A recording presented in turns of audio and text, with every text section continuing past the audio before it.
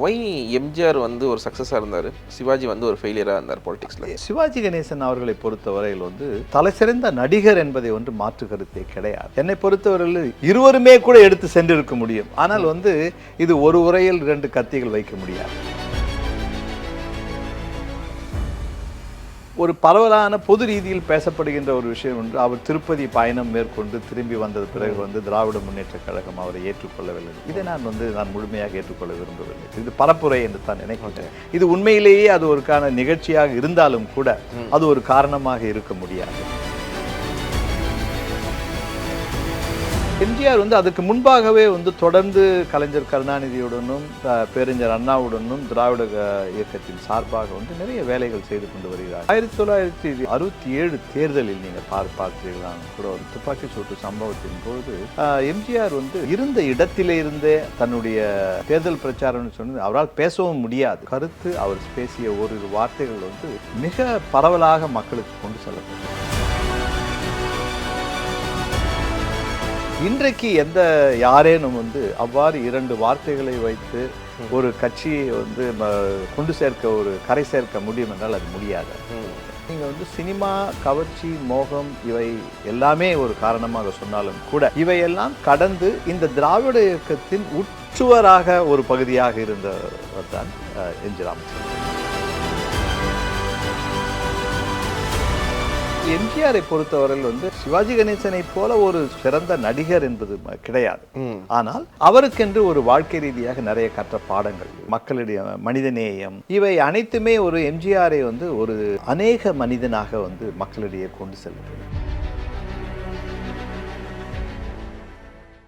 Sir, இப்போ நம்ம எம்ஜிஆரை பற்றி பேசணும்னா சமகாலத்தில் அவரோட ஒரு போட்டியாளர் ரைவலாக இருந்தவர் சிவாஜி கணேசன். ஆமாம். He also want to same அவரும் பாலிடிக்ஸில் ட்ரை பண்ணாங்க.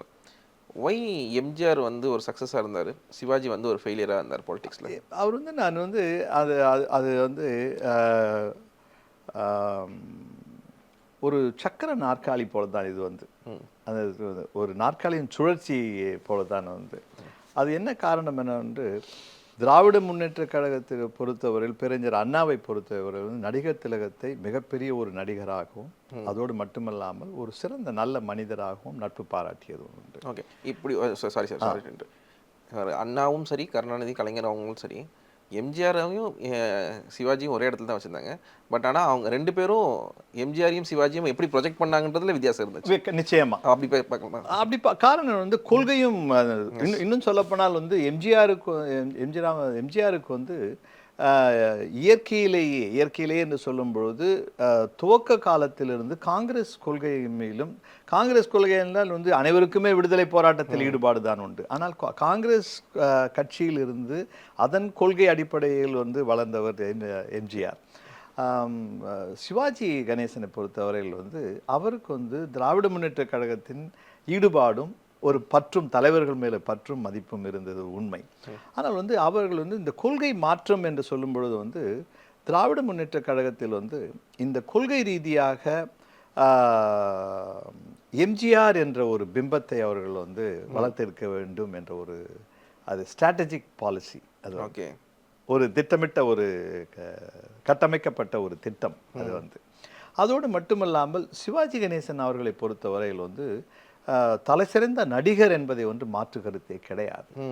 அதோடு மக்கள் அவருடைய சொல்லாற்றலுக்கும் அவருடைய நடிப்பாற்றலுக்கும்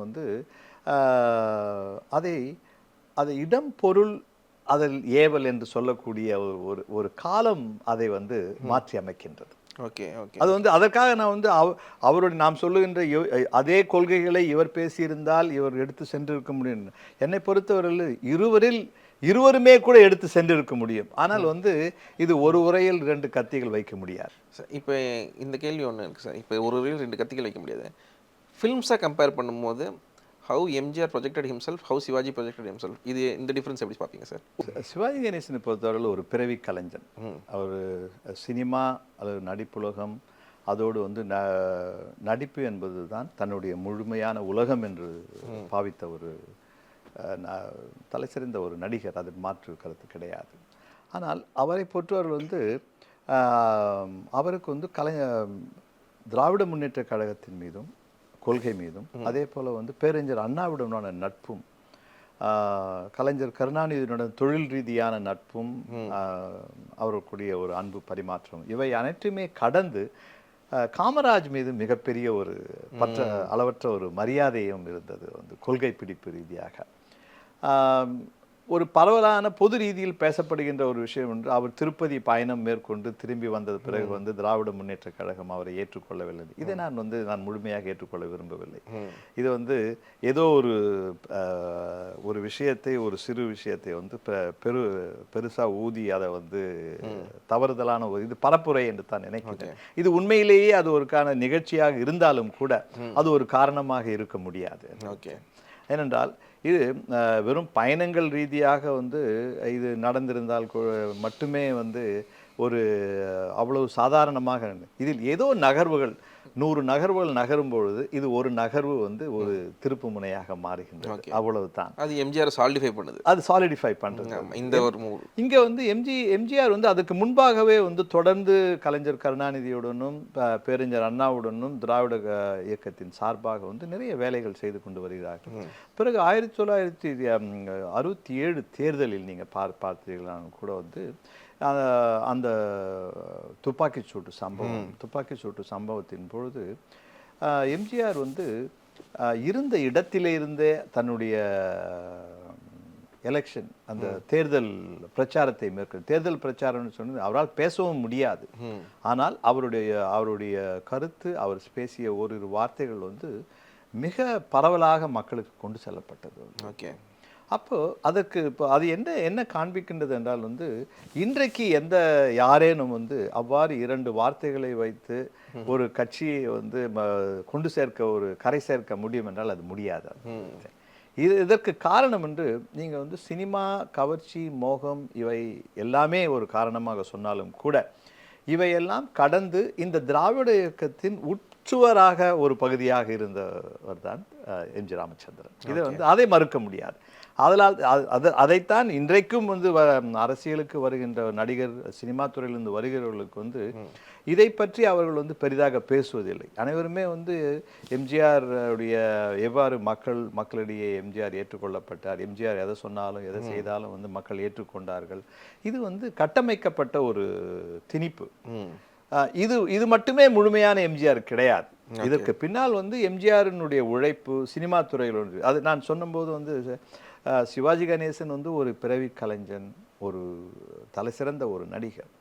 ஆனால் எம்ஜிஆரை பொறுத்தவரையில் வந்து அவர் வந்து சிவாஜி கணேசனை போல ஒரு சிறந்த நடிகர் என்பது கிடையாது. ஆனால் சிவாஜி கணேசனை போல உழைக்க வேண்டும். அதோடு மட்டுமல்லாமல் அவருக்கென்று ஒரு வாழ்க்கை ரீதியாக நிறைய கற்ற பாடங்கள் இருக்கின்றன. அந்த பாடங்களையும் கூட அந்த உழைப்பு, மக்களுடைய மனிதநேயம், பிறகு வந்து ஒரு மற்றவர்களுக்கு உதவி செய்ய வேண்டும், இவை அனைத்துமே ஒரு வெளிச்சத்திலேயே இவர் வாழ்ந்த ஒரு வாழ்க்கை. இதற்கு பின்னால் இருந்த அவருடைய ஒரு வாழ்க்கை வரலாறு, இவை அனைத்துமே ஒரு எம்ஜிஆரை வந்து ஒரு அநேக மனிதனாக வந்து மக்களிடையே கொண்டு சென்றது. சார், ஹைப்போதெட்டிக்கலி ஸ்பீக்கிங், இப்போ சிவாஜி வந்து எம்ஜிஆர் மாதிரியான படங்கள் பண்ணியிருந்தாங்கன்னா பொலிட்டிக்கலி வந்து சக்ஸஸ் ஆகிருப்பாரா? இல்லை, இது வந்து இட்ஸ் அ சாய்ஸ். நீங்கள் வந்து எந்த படத்தை நீங்கள் செய்ய வேண்டும், எந்த படத்தை செய்யக்கூடாது. நீங்கள் வந்து உத்தமபுத்திரன் போன்ற வந்து ஒரு சரித்திர கதையும் எம்ஜிஆர் சிவாஜி கணேசன் பண்ணியிருக்கார். அதே போல் வந்து நிறைய சரித்திர கதைகளை வந்து எம்ஜிஆரும் பண்ணியிருக்காங்க. ஆனால் வந்து சினிமாவில் வந்து நீங்கள் நம் நாடு போன்ற படங்களின் மூலமாக வந்து பிரச்சாரம் மேற்கொள்ளும் பொழுது சிவாஜிக்கு அத்தகைய வாய்ப்புகள் கிடைக்கவில்லை. நீங்கள் வந்து ஒரு படத்தின் ரீதியாகவே வந்து படத்தின் ஊடலாக நீங்கள் ஒரு தேர்தல் பிரச்சாரம் செய்யக்கூடிய அளவுக்கு சினிமாவில் என்ன வரலாற்று படங்கள் வந்து இருவருக்குமே கிடைத்திருக்கின்றன. வரலாற்று படங்களை பொறுத்தவரையில் வந்து அதில் த டெலிவரி ஆஃப் டயலாக்ஸ் என்று சொல்லப்படுகின்ற பேசுகின்ற வசனங்கள், அல்லது நீங்கள் சிவாஜி கணேசனுக்காக வந்து 100 படங்கள் மிக அருமையான வசனங்களுடன் வீர வசனங்கள் பேசிய படங்கள் இருக்கின்றன. எம்ஜிஆர் படத்தில் அச்சம் என்பது மடமையடா என்ற ஒரு பாடல் வந்து என்றென்றைக்கும் வந்து அந்த திராவிட இயக்கத்தின் ஒரு அடையாளமாகவே பார்க்கப்படுது. அவ்வாறு இருவருக்குமே கிடைத்த வாய்ப்புகள் நிறைய இருக்கின்றன. ஆனால் இது வந்து அவர்கள் இருக்கின்ற இடம், அந்த இடம் வந்து அதுதான் வந்து தீர்மானிக்கின்றது அவர்களுடைய வாழ்க்கை ஓட்டத்தை வந்து அடுத்த ஒரு கட்டத்தையும், பிறகு அரசியலில் எவ்வாறு அவர் மேற்கொண்ட நகர்வுகள். சிவாஜி கணேசனை பொறுத்தவரையில் வந்து காங்கிரஸ் தலைமை